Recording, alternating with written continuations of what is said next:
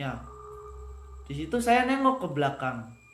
Ya kenapa ya tadi, karena ngerasa ada yang kayak ngikutin, tapi nggak ada pas di nengok. Cuman di sini yang anehnya gini loh. Jadi di jalur pendakian itu di sebelah kiri jalan. Nah, awal ceritanya tuh dimulai dari gimana sih Kang? Cerita. Awal cerita mistisnya, maksudnya di awal dari rumah gitu. Oh, awal dari cerita mistis ya. Mm-mm. Ya di sini awal saya pendakian itu, awalnya mulainya saya habis dari turun dari Gunung Merbabu. Setelah selang 5 hari, saya buat rencana lagi. Nah kebetulan sini buat rencana dengan teman saya yang di samping ini. Ya, jadi Sama-sama. ini kebetulan dalam cerita ini saya juga terlibat pendakian ya. Eh, Tentunya saya nanti bakalan sedikit bercerita, tapi nanti lebih dominan ke Kang Ahmad sih ceritanya. Lanjut Mas. Lanjut. Jangan dulu lanjut, ngemil dulu, mangga kita. Orang Indramayu Orang Indramayu mangga dong. siap. Nih, buat orang luar harus nyobain dulu mangga asli Indramayu. Namanya mangga cengkir. Gitu. Tunggu, tunggu.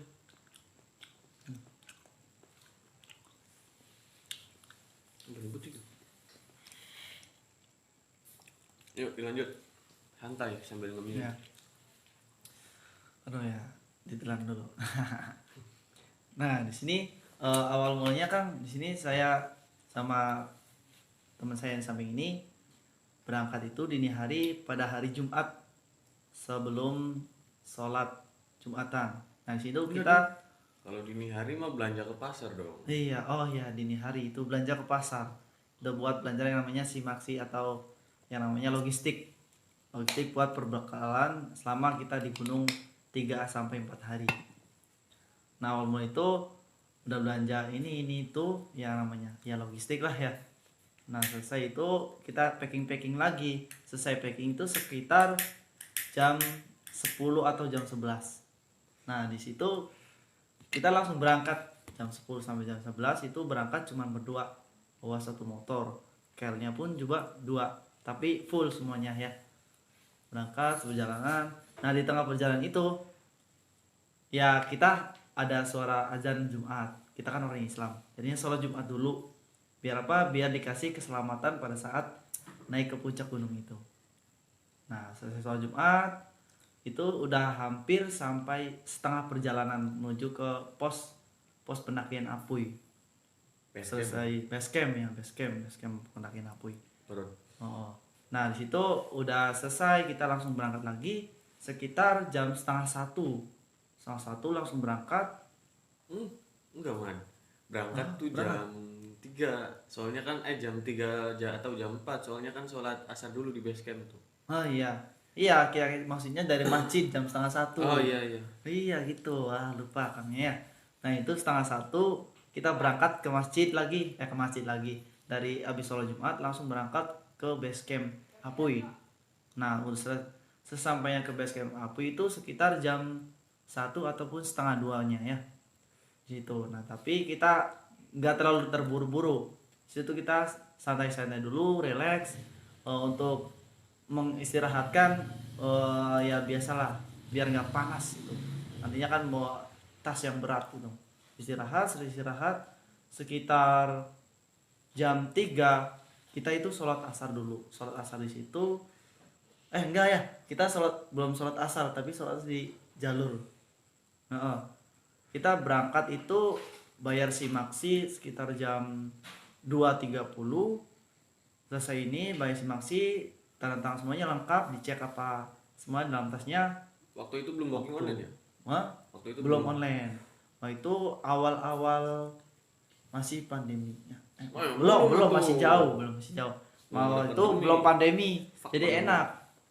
Itu langsung kita datang situ, nggak pakai online, langsung kita daftar situ. Isi maksi Simaksinya juga persyaratan. masih 50.000, Masih gak ada surat 50.000. kesehatan. Bener, nggak ada surat kesehatan, sudah enaknya. Nah itu udah simaksi kayak gini, lalu kita berdua. Nah situ kita nggak ngeliat pendaki yang lain, cuman kita berdua doang. Oh, pas itu berangkat dimulai jam 3 sore. Jam 3 lebih lah. Jam 3 lebih sore lah ya. Jam 3 sore kita jalan kaki berdua sambil nyetel musik ceria, ngobrol. Ya biar apa, biar tas carry saya sama teman saya itu nggak kerasa berat. Itu emang bener berat banget pada saat melangkah itu, kayak orang ditarik gitu mau jatuh ya. Nah dari mulai itu, Waktu itu bawa carrier yang 70 liter ya? iya benar, yang 70 saya yang bawa 70 liter, yang ini cuma berapa, 55 liter ya, 55. 55 liter itu. Nah di situ belum ada yang namanya rasa nggak enak ataupun rasa-rasa hal ganjil, belum ada. Santai aja, relax juga santai, padahal itu masih cuman berdua. Cuman pada saat kita nyampai pos 1 itu saya istirahat. Untuk apa? Untuk sholat lagi lah, kan saya orang Islam. Nah untuk sholat lagi, sholat asar dengan bantuan kompas saya mengarahkan kiblat, itu langsung sholat. Selesai sholat Waktu sampai di pos 1 tuh sekitar jam 4 kali ya? jam 4, jam 4-an, jam 4, Iya jam 4, jam 4 jam, kurang. jam 4 kurang. Perjalanan dari base camp ke pos 1 memakan waktu kurang lebih 30 menit. Benar, 30 menit. Nah itu langsung sholat. Selesai sholat, ini packing lagi. Masih tetap belum ada pendaki lain yang mendaki lagi. Nah akhirnya kita itu masih berdua jalan berdua. Nah, santai. waktu jalan dari pos 1 ke pos 2 itu kurang lebih jam 4 lebih 20 kalau gak salah. Sekitar jam setengah 5 kurang. Setengah 5 kurang kita langsung berangkat lagi. Nah itu tadi ya, masih tetap belum ada pendaki lain yang ataupun turun ataupun dari bawah mendaki. Selesai ke pos 1 kita lanjut ke pos 2 ya. Pos 2 itu yang namanya pos Arban. Pos Tegal Masawa. Pos Arban. Bukan Pak, kalau ini Oh, itu memang belum. Nah, itu pos 3 di Tegal Masawa. Oh Tegal, iya pos Tegal Masawa, maklum ya udah lama, cerita lama. Iya Tegal Masawa. Nah situ belum nyampe Tegal Masawa, cuman di situ di tengah perjalanan udah ada suara kumazan azan maghrib, masih kedengar di situ, masih di bawah. Nah kita sejenak berhenti. Nah dari awal mulai itulah azan ketemu pendaki lain. Sekitar berapa jumlahnya? 4 atau 5 ya? Lebih sekitaran 7, 6 nya. Nah situ kita ketemu pendaki lagi lain yang dari bawah mau naik juga bareng, itu sekitar maghrib, selesai ada maghrib. Nah kita berhenti di situ untuk sholat juga, sholat sambil istirahat. Nah situ hawanya udah agak mulai beda. Situ hawanya ya saya merasakan udah agak gak enak lah, ada rasa campur, ada hening gimana, dan bulu kuduk saya juga udah mulai merinding. Gila, ini juga sampai merinding ya. Iya, karena mengingat suasana yang di Gunung kalau malam itu pastilah malam kabut. Apalagi masih di trek kan. Bener, masih di trap. Sebenarnya gini, nge-track waktu di malam itu kurang bagus. Seharusnya teman-teman yang kalau mau naik gunung seharusnya lebih baik melakukan pendakian itu pagi, siang. Kalau udah jam 4 atau jam 5 itu harus udah ngedirin tenda. Diusahakan itu juga. Bener. Ya, lanjut. Tapi situ ya bener emang kata Kang Krisnanya. Tapi di situ kadang ada orang bilang biar enak jalurnya nggak kelihatan, nggak kerasa capek malam gitu. Tapi harus kuat, yang namanya mental juga. Nah lanjut ya, lanjut kembali lagi ke laptop. Nah di situ tadi ya pas udah suasana maghrib ketemu pendaki lainnya, tadi ada rasa-rasa agak beda hawanya. Tapi ya saya positif thinking aja, tetap jalan terus berdua. Nah yang itu yang rombongan yang kemarin yang 6 orang itu ngajak bareng, ayo bareng naiknya, kalian cuma berdua aja. Nah kata saya iya berdua. Ya, saya nanya mereka dari mana, dan itu mereka cuma dari orang situnya juga, orang Majalengka, orang daerah Pui itu baru berangkat. Nah sedangkannya saya berdua aja, iya berdua. Oh iya berdua. Nah pas itu ngajak bareng. Nah situ kita lah bareng itu jalan bareng. Ibaratnya sini saya itu udah agak kena hatinya, udah nggak enak. Akhirnya saya ganti lagu yang tadinya pop atau rock, gantinya lagunya apa, sholawatan, biar hatinya itu kerasa tenang gitu. Tak ya gimana sih ya, kalau saya mah kalau tak hatinya nggak tenang itu tadi nyalain namanya lagu sholawatan, biar kita ya insya Allah dilindungi lah gitu. Itu sholawatan. Ada yang dari pendaki lain yang tadi yang baru itu ngajak, anak majelis, oh iya tadi dulunya gitu ya, makanya ngajak sholawatan dulu. Lengkap sholatannya ya. Iya. Nah kata itu. lanjut jalan kaki lagi. Yang tadinya posisinya hatinya itu agak-agak nggak enak atau gimana, tapi tetap terus naik positive thinking ya. Tapi ya saya lupa ya, tadi ada hal gila sebelumnya, sebelum kita naik itu ada hal gila. Gimana halnya si Kang Krisna ini mau melatih mental. Gimana aja dari awal pos dia bilang, "Man, nanti kamu jalan duluan, tapi saya di belakang sendirian." Kan gila. Hah, beneran serius kata kata gua. Lu serius kata gua. Ini sendirian lo, jangan coba-coba lu kata gua. Apalagi baru pulang dari Merbabu, dari Boyolali naik motor, bayangin ya. Dia minta sendiri gitu. Ya otomatis saya juga sendiri lah ya. Ya saya mah kalau dari segi mental itu masih pemula juga sih, jadi makanya masih kurang mentalnya. Jadi makanya eh, saya nggak mau gitu. Jadi tetap bareng jalannya. Lanjut lagi ke topik yang tadi, pas di hampir mau ke apa Tegal Sawah ya, pos 3. Dari pos Tegal 2 menuju ke Tegal pos 3. Masawa bener. Dari pos 2 ke menuju pos 3 situ perjalanan sampai maghrib. Sampai pos Tegal Masawa itu sekitar jam 7. Karena Isya. apa? Isya ya. Karena apa? Kita di situ santai, jalannya nggak terlalu buru-buru. Kenapa ya? Karena tadi membawa yang namanya tas carry yang berat penuh dengan logistik. Karena kita tadi dari rumah itu pengen namanya makan enak, bukan makannya mie doang. Aduh, perut saya tuh mual kalau makan mie aja tuh. Makanya kita bawa logistik yang agak banyak biar enak gitu, pengen ngerasain makan enak. Ya kita lah santai makanya. Ya kadang agak jauh juga sama grup yang naik yang duluan tadi, tapi agak dekat lagi nantinya. Nah, situ di awal mula Tegal Masawa pas istirahat. Pos Tegal Jamuju. Oh ya, Pos 3. Nah, waktu di pos 3 lu tuh sholat gak sih? belum kalau Isya, soalnya waktunya panjang. Wah, sholat itu di pas camp terakhir Seru nih di pos 3. Tegal Jamuju ya. Itu kan kita camp di namanya Sayang Rangka ya, Pos 5. pos 5. Nah, situ di pos 3 lah yang namanya ada hal-hal mistisnya itu. Dimulai. Nah, di situ yang paling belakang itu saya, si Kang Krisna, sama yang kedepannya itu grup yang lainnya dari Majalengka. Nah, saya sama Krisna itu bagian yang paling belakang. Ya kenapa ya bagian belakang, saya nyetelinnya sholawatan gitu. Jadi biar yang belakangnya tuh enak, adem gitu ya. Nah, itu di belakang pas udah ngelewatin Tegal Masawa, udah pas istirahat. Nah, situlah hal titik yang namanya mistis yang muncul.